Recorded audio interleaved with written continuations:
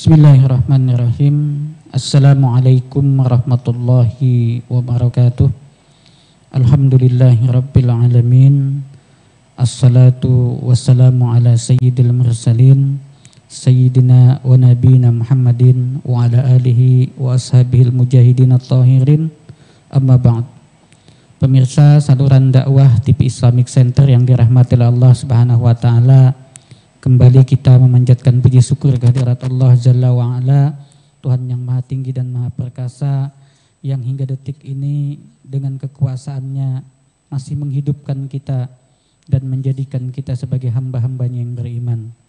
Salawat dan salam semoga senantiasa Allah limpahkan kepada kekasih hati kita, manusia yang paling kita cintai sepanjang masa. Beliau adalah Sayyiduna Muhammad sallallahu alaihi wasallam. Salawat dan salam semoga juga tercurah kepada sahabat-sahabat beliau, keluarga beliau, dan tentunya kita semua umat beliau yang mengikuti agama beliau sejak Rasulullah sallallahu alaihi wasallam diutus ke muka bumi ini oleh Allah sampai nanti hari kiamat.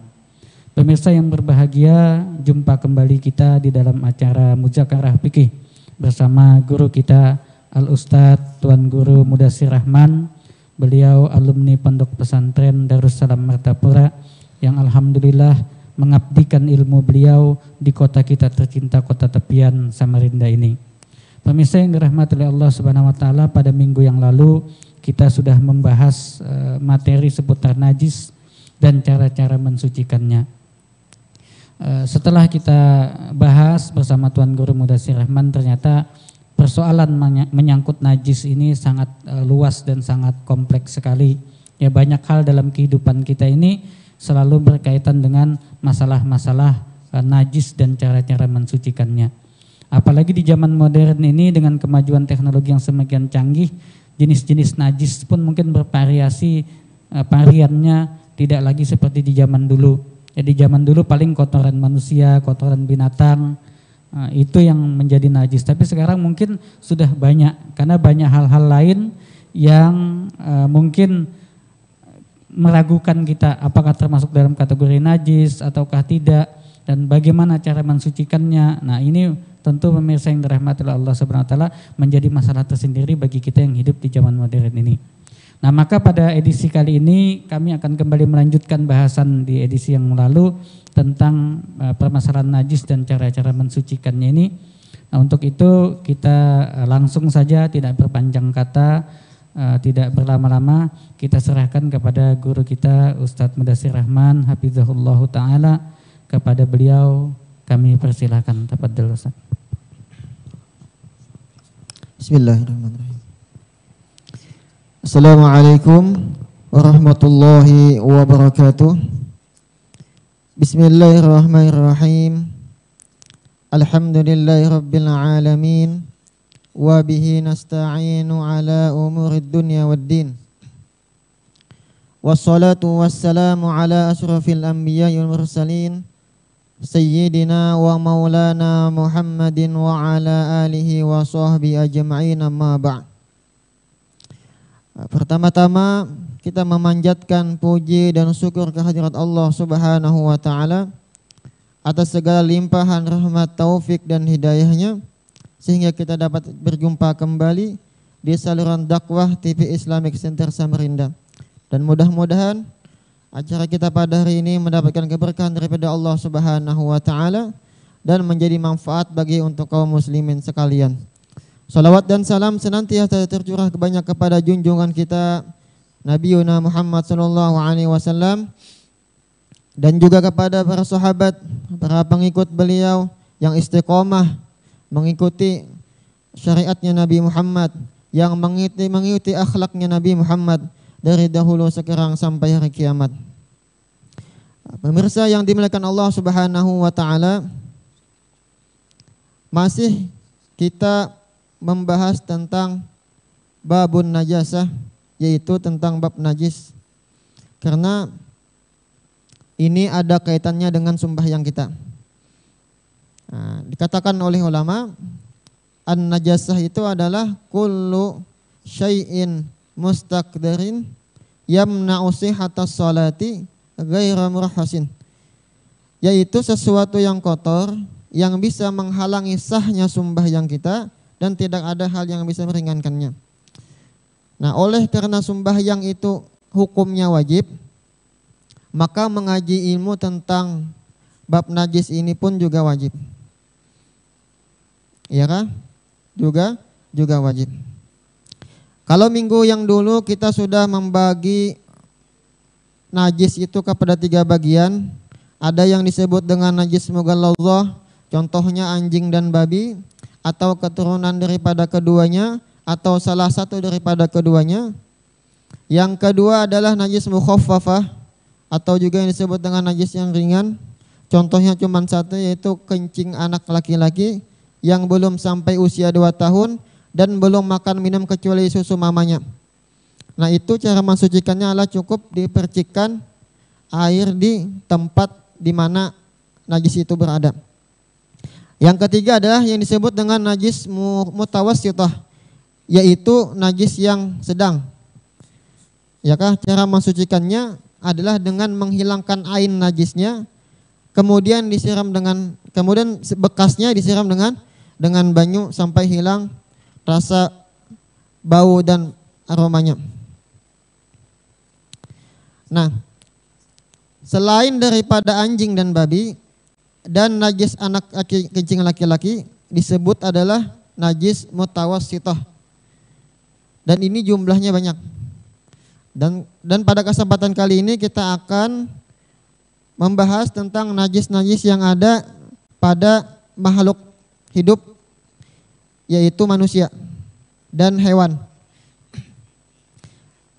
Di batang tubuh kita ini ada kotoran yang dihukumi najis dan ada kotoran yang tidak dihukumi najis. Nah, contoh kotoran yang tidak dihukumi najis itu misalnya tahi mata, ya kan, tahi telinga, apalagi tahi hidung dan lain sebagainya. Nah, itu kotoran tapi tidak dihukumi najis. Nah, selain daripada itu kita akan bahas satu persatu. Nah, di dalam anggota kita, ya kah, itu ada disebut najis. Pertama yaitu al-baulu, kencing, kamih, ya kah. Nah, kamih itu hukumnya najis. Sebagaimana yang diriwayatkan oleh Abu Hurairah radhiyallahu taala an, qala Rasulullah sallallahu alaihi wasallam, istanzihu minal bauli fa inna ammata adzabil qabri minhu. Kata Rasul, usahakanlah kalian itu bersih daripada kami. Fa inna ammata adzabil qabr minhu, karena kata Nabi, kebanyakannya siksa kubur itu disebabkan masalah kencing atau kami. Hadis riwayat Daruqutni.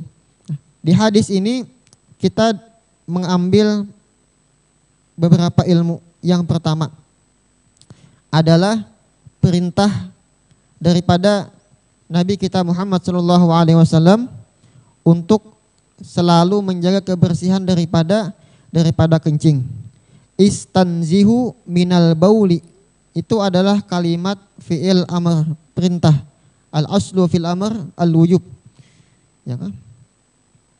Yang kedua adalah kebanyakan siksa kubur itu kata Nabi disebabkan oleh kada tiis bakami atau kada bersih ketika bakami.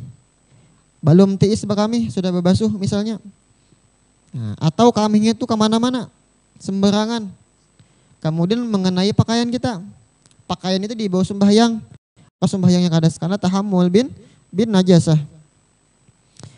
Nah, pada hadis ini Rasul menggunakan kalimat istanzihu. Wazan istaf'ala yastaf'ilu istif'alan. Asalnya adalah nazaha yanzahu atau nazuha yanzuhu nazahatan. Maknanya bersih. Ketika ditambahi alif, sin dan ta menjadi istanzaha, yastanzihu, istinzahan. Maka kaidahnya ziyadatul mabna tadullu ala ziyadatil ma'na. Bertambahnya huruf itu menunjukkan bertambah juga maknanya.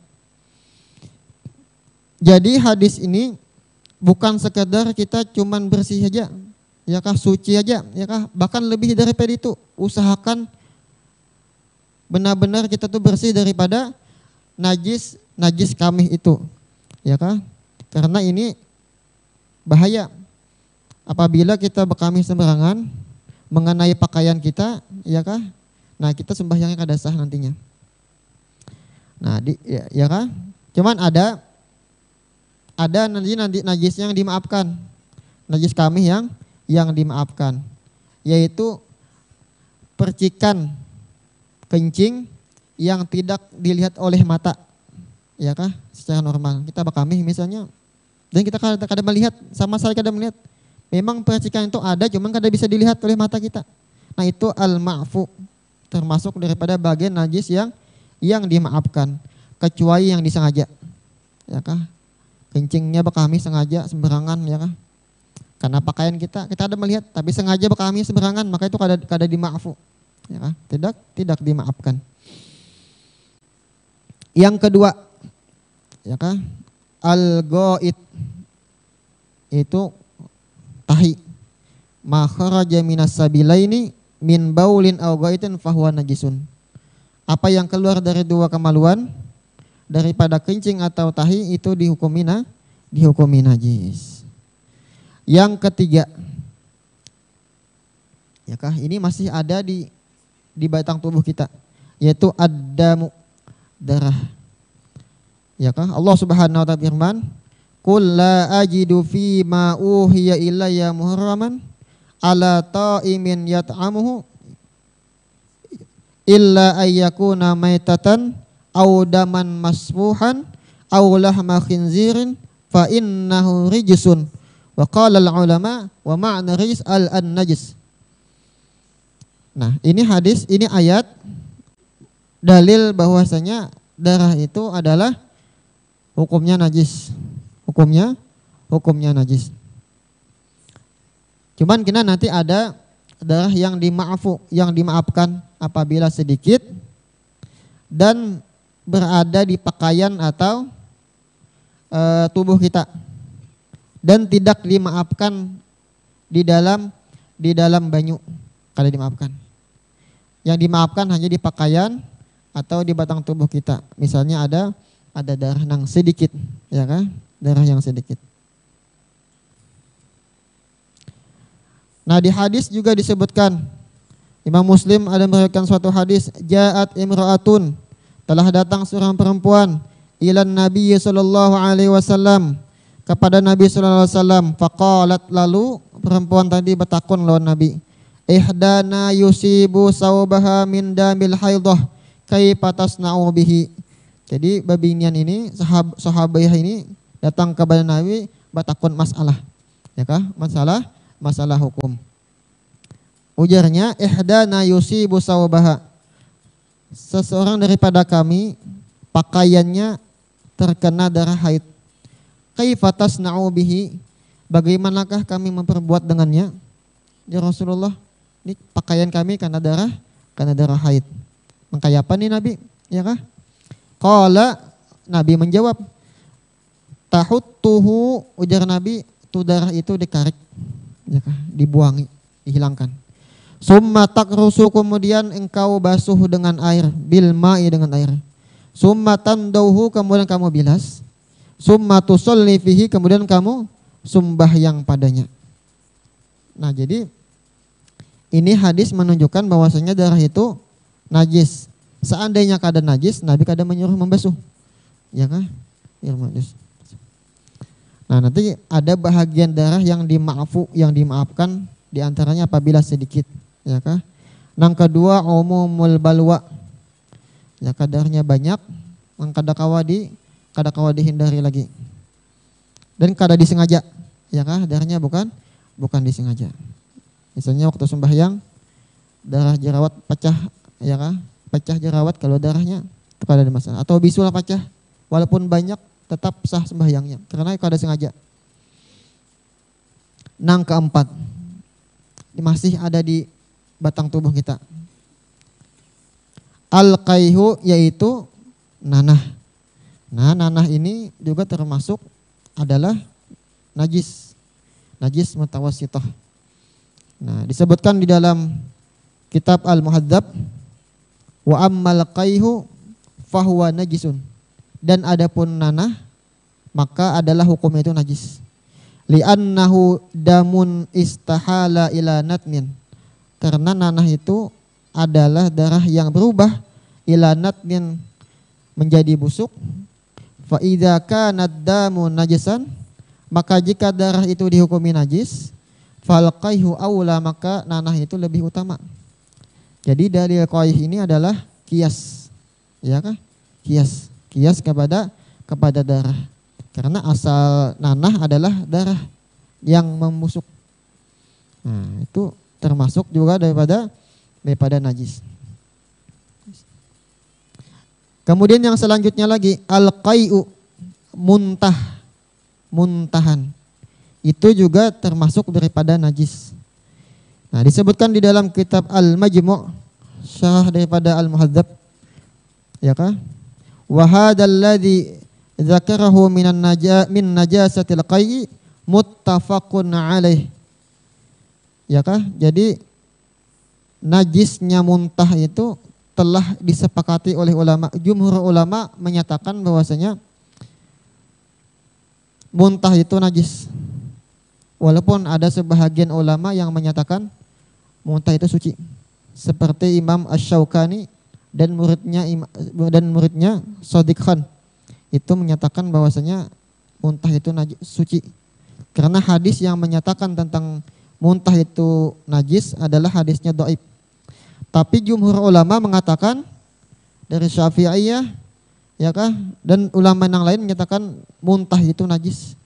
Karena dia berasal daripada ma'iddah, pencernaan. Karena pencernaan itu mahallun najasah, tempatnya najis, ya kah? Nah, ini juga kias. Dalil yang bisa dijadikan hujah adalah kias. Kias, ya. Kias kepada al-ghaid. Karena tahi itu, kotoran itu adalah makanan yang berubah menjadi busuk dan rusak. Demikian juga muntah itu makanan yang berubah menjadi busuk. Maka hukumnya disamakan dengan al-ghaid, dengan tahi tadi. Ya kan? Sawa'un fihi qai'ul adami, sama ada muntahnya itu dari manusia, wa ghairuhu, dan selain manusia, minal hayawanat, daripada segala binatang, ya kah? Sawa'un harajal qai'u mutaghayyiran, sama ada berubah, muntahnya itu berubah kada berbentuk makanan lagi, ya kah? Au ghairu mutaghayyirin, atau kada berubah. Nah, dalam mazhab Syafi'i mu'tamad, pendapatnya adalah muntah itu hukumnya najis, sama ada berubah atau kada berubah, ya kah, sama ada muntah manusia atau muntahan binatang yang lain, maka hukumnya najis. Ya kah? Biasanya kalau kita telah naik alat transportasi, mobil, bis atau pesawat, itu usahakan kalau muntah sediakan plastik, ya kah? Jangan sampai muntahan kita itu mengenai pakaian kita, yang nantinya pakaian itu dipakai untuk sembahyang, ya kah? Nah, itu bahayanya, tadi sembahyangnya bisa kada sah, bisa kada. Bila kita anak sembahyang juga, bekas yang kena muntahan itu usahakan harus dibasuh dulu, dibasuh. Nanti ada sebahagian yang dimaafkan, ya kah? Muntah anak kecil yang ketikanya menyusu kepada ibunya. Nah, itu mulutnya itu najis tapi dimaafkan. Kemudian yang selanjutnya lagi al-madzi, yaitu mazi, ya kah? Nah, mazi itu adalah apa? Cairan putih yang bening, ya kah? Yang keluar ketika syahwat sedang naik. Ini biasanya laki-laki, perempuan juga ya. Biasanya basah, tapi dia keluarnya tidak seperti mani, tadafuk, ya kah? Tadafuk, meloncat-loncat. Jadi mazi ini keluar ketika syahwat sedang naik, tapi dia tidak menyebabkan alat kemaluan itu menjadi lemah kada. Nah beda kalau mani itu kalau keluar sesudahnya itu lemah dah, ya kan? Nah mazi dan wadi sama, itu hukumnya najis. Najis berdasarkan hadis Ali bin Abi Thalib karramallahu wajhah. Jadi Sayyidina Ali kata beliau, kuntu rajulan mazzaan, adalah aku ini laki-laki yang banyak banyu mazinya. Wa kuntu astahyi an as'alan Nabi sallallahu alaihi wasallam, dan adalah aku malu bahwa menanyakan masalah ini kepada Nabi sallallahu alaihi wasallam. Ya kan, jadi sahabat Ali ini hendak batakon masalah mazi dan Nabi itu supan. Kenapa? Limaka ne ibnatihi, karena bininya Sayyidina Ali itu adalah anaknya Nabi Muhammad. Jadi supan batakon lawan mintuha tentang baju mazi. Fa amartul Miqdad bin Aswad, lalu aku perintahkan, aku suruh sahabat lain yang bernama Miqdad bin Aswad, fasa'alahu, untuk menanyakan masalah hukum mazi. Nah jadi sahabat itu ya kan, walaupun kadang supan, tapi kadang menutup kemungkinan untuk bertakun ilmunya lawan Nabi Muhammad SAW. Ya kan? Lalu ujar Nabi, faqala yaghsilu dzakarahu wa yatawaddau. Ya Nabi, hendaklah dibasuh kemaluannya dan hendaklah nyatu baudu.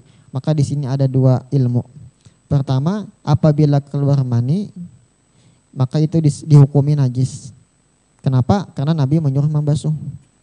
Lamunnya kada najis, kada mungkin Nabi menyuruh membasuh. Yang kedua, Nabi nyuruh baudu, menunjukkan bahwasanya apabila keluar mandi, keluar mazi atau wadi, itu batal wudunya. Nah dapat dua ilmu kita. Padahal Sayyidina Ali hanya bertakon tentang hukum najis atau kadanya aja, ya kah?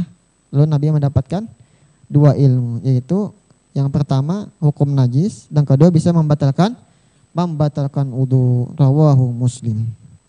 Wadi pun demikian juga. Wadi itu cairan putih, biasanya keluar setelah kencing atau ketika mengangkat sesuatu yang berat, ya kan? Bisa keluar. Itu najis juga. Nah kemudian selain daripada itu lagi, ada namanya rutubatu farjil mar'ah, lendir atau cairan atau keputihan yang biasa keluar daripada kemaluan perempuan. Nah ini juga ada 3 hukumnya. Sebagaimana disebutkan dalam kitab At-Tufah. Pertama, hukumnya itu suci. Apabila cairannya itu, keputihannya itu, lendirnya itu keluar daripada wilayah yang wajib dibasuh ketika istinja. Ini khusus babinian. Ya kan? Nah, wilayah atau bagian yang wajib dibasuh ketika istinja itu adalah bagian yang nampak ketika babinian itu duduk. Nah ini babinian yang tahu, ya kan? Kita kada tahu. Nah apabila cairan itu keluar dari situ, maka itu hukumnya suci. Qat'an, pasti suci. Yang kedua, hukumnya itu bisa menjadi najis apabila keputihannya itu keluar daripada bagian dalam kemaluan perempuan. Itu bagian yang kada sampai kemaluan laki-laki, apabila masuk kada sampai ke sana, ya, dalam. Nah itu hukumnya najis, wajib dibasuh ketika anak sembahyang sebelum berwudu, ya kan? Sebelum berwudu. Nah babinian tuh biasanya keputihan, ya kan? Jadi anak sembahyang tuh wajib tuh dibasuh dulu, ya kan? Karena kada tahu di mana keluarnya, ya kan? Dibersihi. Nah kalau kena penyakit misalnya lah, maka itu berlaku hukum salisil baul. Ya tetap wajib dibersihkan, ya kan? Ambil wudu dan langsung sembahyang. Nah selain daripada itu hukumnya suci, ya kah? Jadi yang ada pada diri kita inilah yang dihukumi najis apa? Kami, tahi, darah, nanah, muntah, madhi, wadi, ya kah? Kemudian cairan keputihan. Nah, ada 8 macam.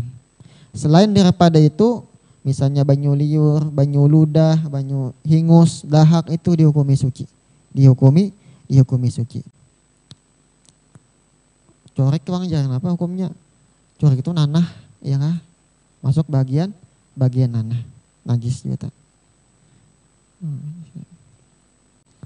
Nah, ada 8 macam di awak kita nang kotoran dihukumi najis. Jadi kita ini kemana-mana membawa kotoran, membawa najis, ya kah? Membawa najis. Tapi itu kalau darahnya keluar lah, kalau masih di dalam itu kada. Nah. Jadi kadang-kala kita anak bersombong-sombong ya lah, kemana-mana ada membawa tahi, kemana-mana ada membawa najis, ya kah? Nah ini namanya ngaji fikih rasa tasawuf, ya kah? Ngaji tasawuf. Jadi tahu kita, oh ini najis, nah ini kotoran, ini suci, ya kah? Ini suci. Nah ini darah itu nanti ada juga yang apa? Yang tidak dihukumi najis diantaranya adalah al-alaqah, segumpal darah. Nah, alaqah, gumpal darah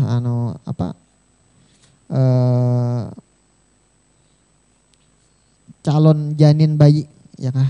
Ya kan set nutfah. Setelah nutfah jadi alaqah, segumpal darah baru jadi segumpal daging. Nah, baru kita jadi manusia. Nah, alaqah itu suci itu. Nah, termasuk juga lagi hati iwak atau hati binatang yang boleh dimakan itu suci juga. Walaupun itu darah hasilnya. Ya kah? Atau limpa.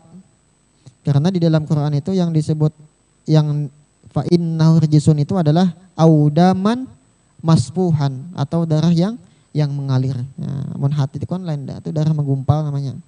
Nah, itu suci aja, boleh aja dimakan. Lain hati manusia banglah hati iwak atau hati ayam. Nah, itu selain daripada itu suci lah. Selain daripada itu suci. Nah, itu yang ada di batang tubuh kita. Kemudian ada di binatang pun kayak itu juga, kamihnya, tahinya, darahnya, nanahnya, muntahnya juga dihukum najis. Bahkan lebih daripada itu, tulangnya dan rambulunya juga dihukumi najis. Wa azumus sya'rati disebutkan di dalam kitab Matan Abi Suja atau Ghayatul Ikhtisar, ya kah? Wa azbul maitati wa sya'ruha najasun illal adami.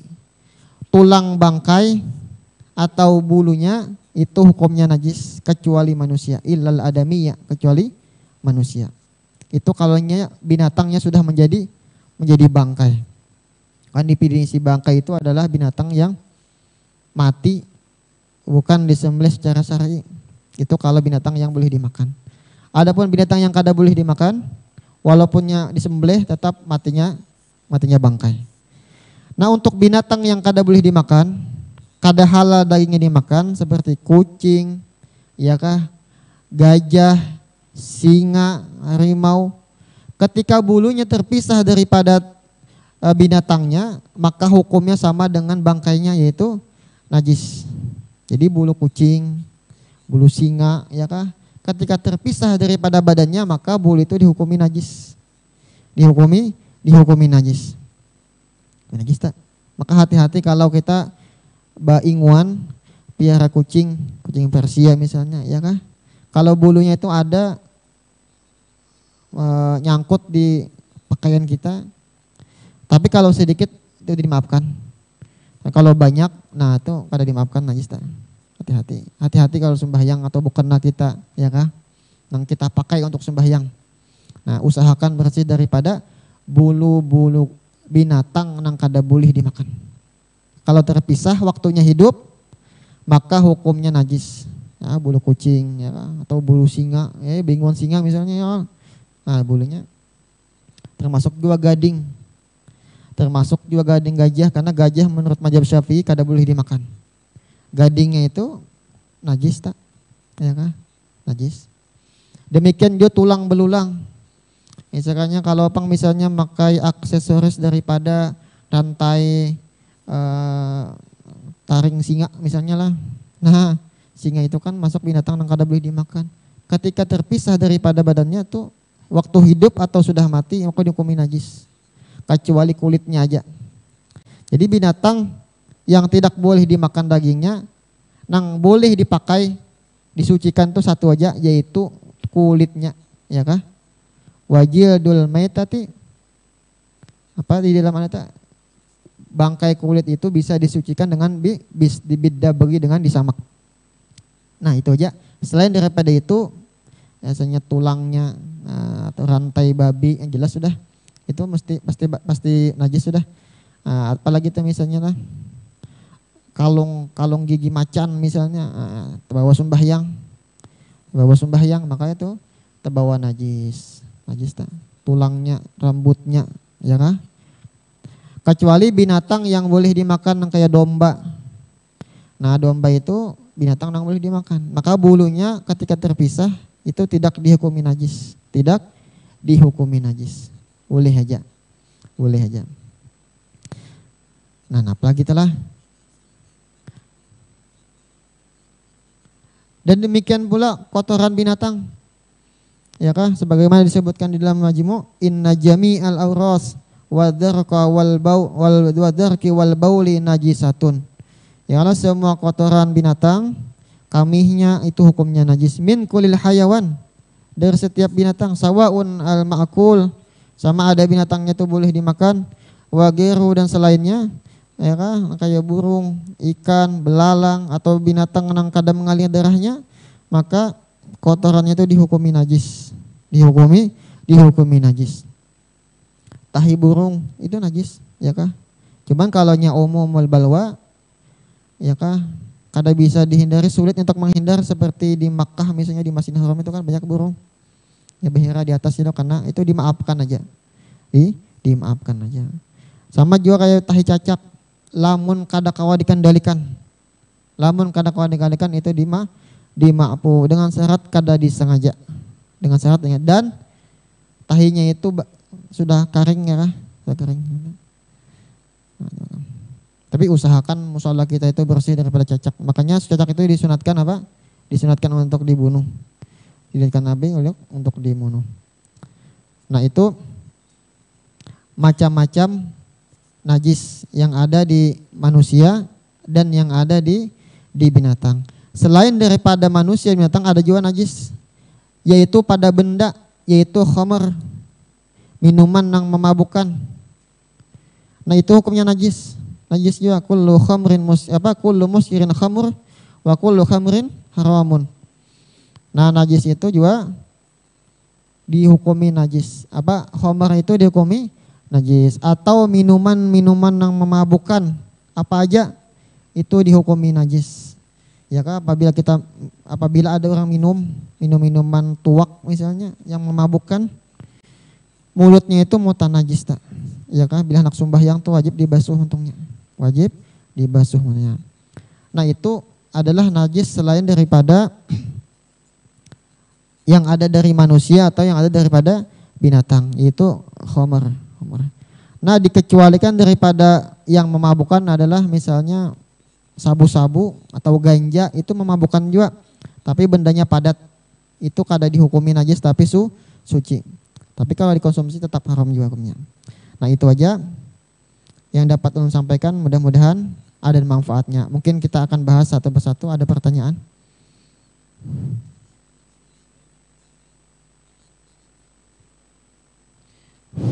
Baik pemirsa yang dirahmati oleh Allah Subhanahu wa taala, tadi kita sudah mendengarkan paparan yang cukup detail, cukup terperinci dari guru kita Ustadz Mudassir Rahman. Jadi mengenai najis ini ternyata sangat penting sekali dan sangat rinci sekali. Namun demikian tidak memberatkan ya guru lah. Artinya kan banyak hal-hal yang kalau memang terpaksa atau tidak sengaja, saya dengar tadi dimaafkan. Ya, ada apa di dalam kitab Ibnul Imad, okay, beliau menyusun suatu syair manzumah. Itu kalau tidak salah ada 66 najis yang dimaafkan. Ya kan? Ada juga selain daripada yang ma'fu itu ada juga namanya umumul balwa.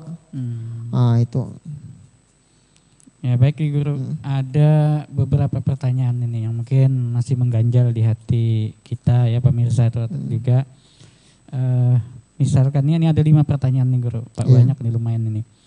Yang pertama mengenai bulu landak nih Guru.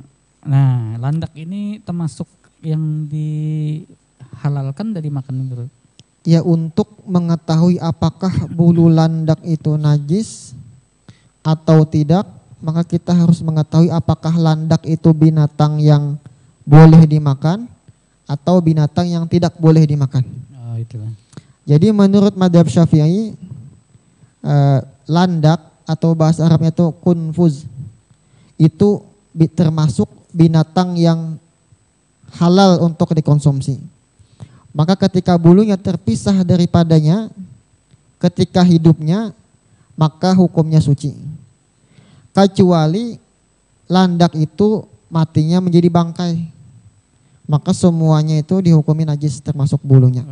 Dan kita kada tahu apakah bulu landak yang dijual di pasar itu diambil ketika inya hidup atau kalau disembelih dengan sembelihan syar'i, kita kada tahu. Nah sesuatu yang kada tahu, kembalikan kepada hukum asal. Al-aslu fil asya at-taharah. Asal satu benda itu adalah suci. Ya kan, suci. Jadi kalau kita sembahyang membawa bulu landak sahaja, karena landak itu binatang yang boleh dimakan menurut madhab kita, menurut kita Syafi'i. Nah, bulu landak itu kan biasanya gasan apa gitu. Tapi gini Guru, kadang ada juga bulu landak itu kan yang bulu landaknya terlepas dari tubuhnya sementara landaknya belum meninggal, belum di itu kada apa-apa lah. Kada masalah. Oh, pokoknya binatang yang boleh dimakan, ya. Oh, iya. Bulunya terpisah ketika hidup, bulu ayam, bulu landak itu suci. Itu suci. Kalau bulu landak itu jadikan jimat Guru. Jimat apa gitu lah. Misalkan jimat ketaguhan, kesaktian apa ya kan? Apa atau diyakini landak nih kan lebih isi kekuatan apa? Mungkin beralih ke syirik jadinya lah. Kalau kita meyakini bahwa dia yang memberikan bekas ya iya. syirik itu. Tapi kalau kita hanya meyakini itu berdasarkan ilmu, misalkan oh ternyata di dalam landak nih diteliti oleh dokter apa ada zat-zat apanya, misalkan mungkin kada masuk syirik dulu lah. Rasanya ulun pernah membaca bahwa darah landak pun ada khasiatnya. Nah itu. Ada khasiatnya, ulama pernah mengatakan. Artinya kita bukan menganggap itu yang berkuasa ya kan. Kada. Karena memang sesuatu itu kan diciptakan Allah Ta'ala dengan khasiatnya masing-masing. Iya bujur kan? Kayak banyu nih kan kita yakin meningkatkan daya tahan tubuh misalnya kan. Baik Guru, ini yang kedua lagi. Nah ini nih ibu-ibu nih. Ini penting nih. Apakah keputihan itu najis? Keputihan itu tadi sudah ulun sampaikan.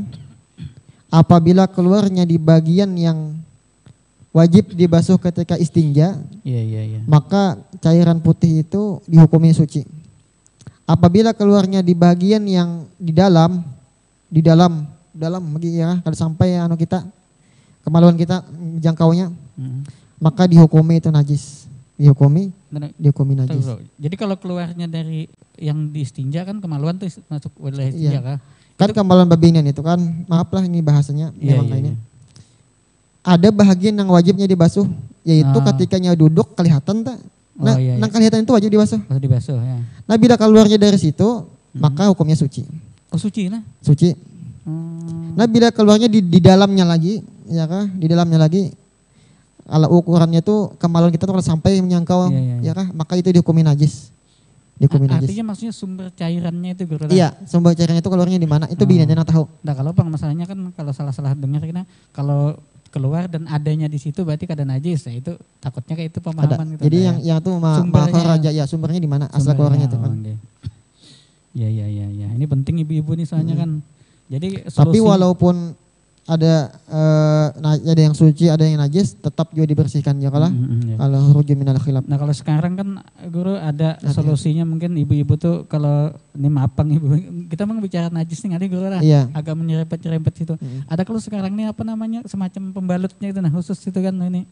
Nah kalau misalkan pakai itu Guru, jadi ini sebelum pakai itu, kalau kada pakai itu kan dibersihkan nih.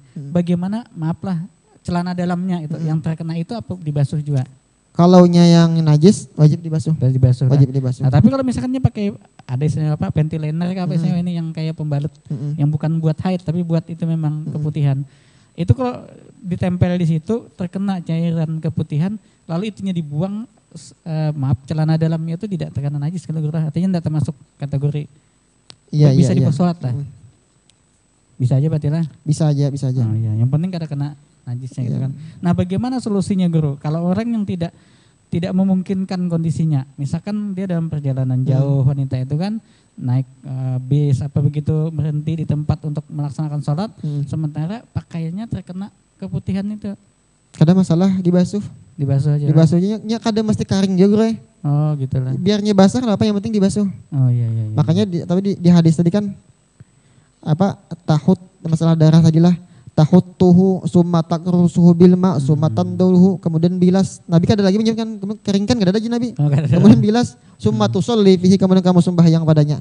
Artinya walaupun basah yang penting sudah najis hilang, bawa sembahyang kada masalah. Kada masalah. Nah, ini ada lagi guru. Apakah liur yang keluar saat kuring, liur basi aja kita tuh kan? Iya, liur basi. Nah, itu masuk najis ya itu. Soalnya berbau itu. Nah, iya. Ya kan di sini ada khilaf ya kan. Masalah liur basi tadi. Itu juga disebutkan di dalam Manzumah Ibnul Imad ya kan.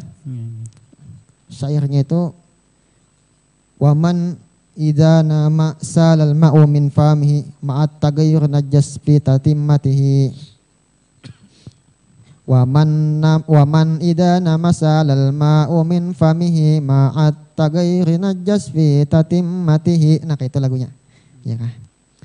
Jadi seseorang apabila tidur kemudian air itu mengalir daripada mulutnya, ma'at tagayyur, disertai dengan ada perubahan. Perubahan itu warnanya menjadi kuning atau bau busuk. Najas fi tatimmatihi, ialah pengarang kitab Tatimah menyatakan itu hukumnya najis. Hukumnya najis. Untuk mengetahui apakah liur basi itu najis atau kada, itu adalah warnanya apabila diyakini dia tuh keluar daripada pencernaan kita. Ya kan, biasanya warnanya kuning dan berbau. Oh, ya. Dan dilihat waktu guringnya. Ya kan, apabila posisi kepala ini rata aja, itu memungkinkan ya kan keluar najis. Apabila posisi kepala itu tinggi pakai bantal, insya Allah kada ya kan. Kada. Makanya mungkin ada sebahagian masjid kadang mengizinkan jamaahnya untuk tidur di masjid karena betul. Dikhawatirkan beliuran. Yang pentingnya kadang meyakini itu keluar dari paparutan atau itu kada najis sudah, ya kan? Kadang air liur aja sebenarnya. Itu air liur aja. Air liur itu suci, ya kan? Suci aja. Apalagi kalau kita misalkan dalam perjalanan, kadang kita tertidur, ya kan? Aduh, apalagi tidurnya berduduk. Mau sholat, liur basi. Kan kada mungkin di dalam ini naik ya kalau kan kada mungkin. Pasti yang keluar itu ada sesuatu yang daerah kepala juga. Daerah kepala kita. Nah, kalau ini lagi guru, misalkan ada, kita tahu nih baju kita kena najis. Kita belum sempat mencucinya, kita lupa. Sembahyanglah kita, sholatlah kita dengan menggunakan baju itu. Sampai selesai sholat, tapi masih ada waktu nih sholat. Kalau misalkan mau mengulang, nah itu wajib diulang apa tetap lanjut guru? Setelah sholat dia tahu atau ingat? Iya, setelah sholat. Tapi waktu sholat masih ada. Kalau waktu sholat tidak ada kan ya insya Allah dimaafkan kan gitu kan. Jadi misalnya kita sembahyang, di pakaian kita ada najis. Ya, kita lupa. Yang kita kelupaan. Kemudian ingat waktu sembahyang.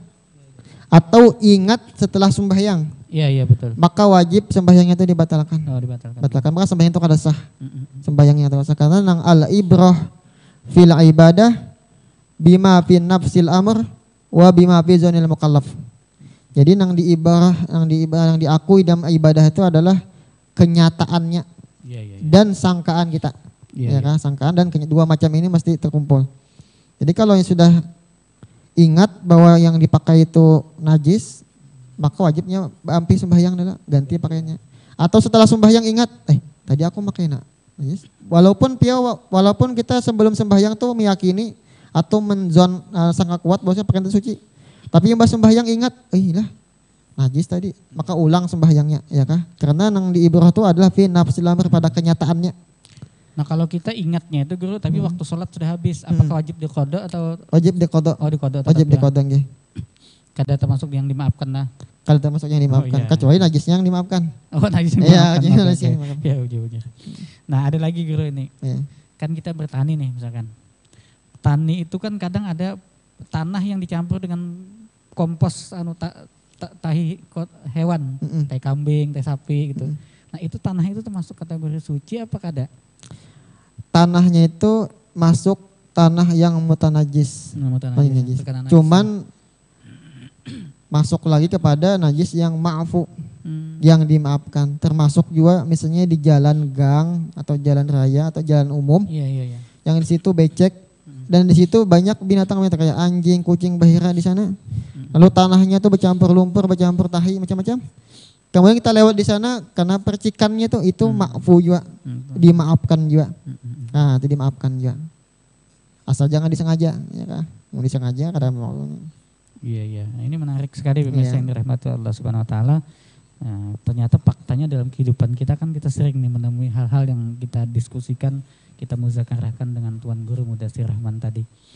Nah ini kami mengundang pemirsa juga ya, walaupun mungkin waktu kita sudah mau habis ini, tetap kita menerima pertanyaan ya, diskusi bahkan konsultasi, baik melalui channel YouTube yang ada ini, yang bisa ditulis di kolom komentarnya gitu ya, atau melalui fun fact kita ya, kita di Facebook juga ada halaman Muzakarah Fikih namanya. Di situ juga kita bisa menerima konsultasi. Insya Allah pertanyaan-pertanyaan itu akan kita jawab di edisi yang akan datang. Atau kalau kita lihat di situ mendesak, kita bisa saja langsung menghubungi orang yang bersangkutan. Ya, misalkan orang itu memang pada saat itu sangat membutuhkan ya Guru ya. Misalkan ini gimana Pak Ustadz, saya ini lagi kayak gini nih, sedang ini. Nah itu ada kemungkinan nanti akan kita bisa berikan jawaban. Ya, pertanyaan lewat WA juga bisa disampaikan melalui nomor yang ada di layar monitor atau layar televisi Anda. Pemirsa yang dirahmati oleh Allah Subhanahu Wa Taala, mungkin itu dulu Guru lah yang kita sampaikan pada kesempatan hari ini. Mungkin ada yang mau ditambahkan lagi ada Guru ini? Ada satu lagi yaitu tentang Rausus samak wal jarat, yaitu kotoran ikan dan belalang. Biasanya ada sebahagian kita yang miara ikan hias, ya. Oh, yang di akuarium nih. Ya, akuarium itu. Biasakan iwaknya tuh pasti kan bahira ya Allah. Iya pasti itu. Pasti bahira biasanya. Nah, apa hukumnya tak? Jadi di dalam kitab Kasyifatus Suja juga ada di kitab Al-Iqna itu disebutkan bahwasanya tahi ikan yang ada di kolam atau di akuarium, maka banyunya itu termasuk najis yang dimaafkan. Dengan catatan kada merubah sifat banyu itu, ya kah? Dan kada sengaja dibuat, namun sengaja dibuat tahi kan itu kada dimaafkan. Jadi selamanya kada berubah, kada berbau, kada berubah warnanya, kada berubah baunya, maka dimaafkan. Najis itu teman dimaafkan. Apabila akuarium itu sudah banyak tahinya, warnanya sudah ulat-ulat macam-macam, hijau, nah itu najis. Hati-hati kalau kena pakaian kita. Kalau dari segi banyaknya air Guru, akuariumnya ada yang 2 kolah lebih, ada yang kada, itu sama aja hukumnya? Sama aja. Oh, sama aja lah. Karena najis itu apabila masuk ke banyu yang sedikit, berubah kada berubah hukumnya najis. Hukum apabila masuk kepada banyu yang banyak, apabila berubah menjadi najis. Tapi untuk iwak tadi dimaafkan ya. Baik Guru, ini sebelum ulun tutup ini ada teringat lagi nih. Ini banyak jadi perdebatan juga di masyarakat. Masalah alkohol nih. Alkohol yang ada di dalam parfum. Nah itu apakah termasuk najis? Apakah tidak? Apakah termasuk yang membatalkan wudhu apa tidak itu? Alkohol yang ada di dalam parfum. Iya ada parfum. Tergantung dari mana dia dibuat sumber alkoholnya. Iya. Oh, iya betul. Kadang ada alkohol itu terbuat dari buah-buahan. Iya. Ya kan ada alkohol yang terbuat daripada kotoran binatang, misalnya tahi sapi, kan ada tah. Iya. Ya kan? Metanol apa namanya itu? Iya. Nah itu dilihat daripada komposisinya, asalnya itu dari mana.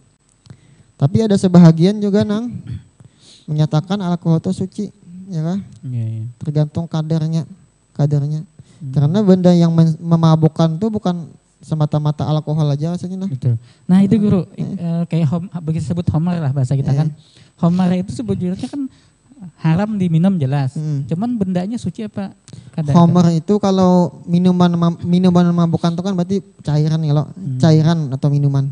Apabila memabukkan maka hukumnya najis. Oh, najis. Najis. Beda kalau yang memabukkan itu bendanya itu padat. Kayak sabu-sabu atau ganja itu haram dikonsumsi tapi bendanya suci.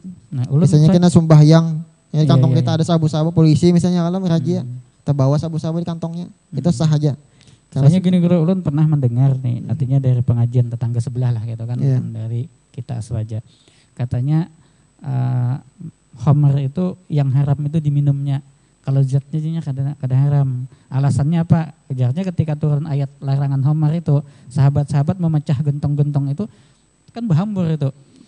Kada anu aja apa? Artinya bukan bendanya yang najis ya, tapi tapi ini pendapat sebelah Bang lain Bu. Dan itu memang ada di kalau salah mazhab Maliki. Oh, Maliki ya. Iya, jadi mazhab Maliki itu kalau tidak salah menyatakan bahwasanya khamr itu suci, termasuk bagian yang suci. Ya tadi alasannya tadi waktu ayat itu turun, sahabat itu memecahkan, bukan dibuang. Dan Nabi kada menyatakan bahwa itu najis kada. Itu. Tapi juga ulama Syafi'iyah juga mempunyai dalil. Iya. Ya kah? Mempunyai dalil bahwasanya khamr itu najis. Innamal khamru wal maisiru wal azlamu rijzun min amali syaitan. Ya kalah wa ma'al rijz an najis. Jadi masing-masing ulama itu ada mempunyai dalil. Tapi mungkin kalau pendapat ulun ya aman aja gitu. Iya, karena kita mazhab Syafi'i mungkin lebih ihtiyat lah. Syafi'i. Ya baik pemirsa yang dirahmati Allah Subhanahu wa taala, menarik sekali ya perbincangan kita dengan tuan guru kita Mudatsir Rahman. Cuman sayang waktu kita memang terbatas ya. Oleh sebab itu kami kembali menghimbau pemirsa sekalian yang ingin bertanya dan berkonsultasi bisa melalui layar nomor yang ada di layar televisi Anda atau melalui kolom komentar di channel YouTube yang menayangkan program ini. Baik pemirsa yang dirahmati Allah Subhanahu wa taala, mungkin sampai di sini dulu perjumpaan kita di dalam acara Muzakarah Fikih bersama guru kita Ustadz Mudatsir Rahman, alumni Pondok Pesantren Darussalam Martapura. Semoga acara ini membawa manfaat bagi pemirsa sekalian dan lebih khusus lagi bagi kami yang ada di studio. Semoga Allah Subhanahu wa taala menjadikan ini sebagai amal soleh bagi kita semua. Subhanakallahumma wa bihamdika asyhadu an la ilaha illa anta astaghfiruka wa atubu ilaik. Wallahul muwaffiq ila aqwamit thoriq. Wassalamualaikum warahmatullahi wabarakatuh.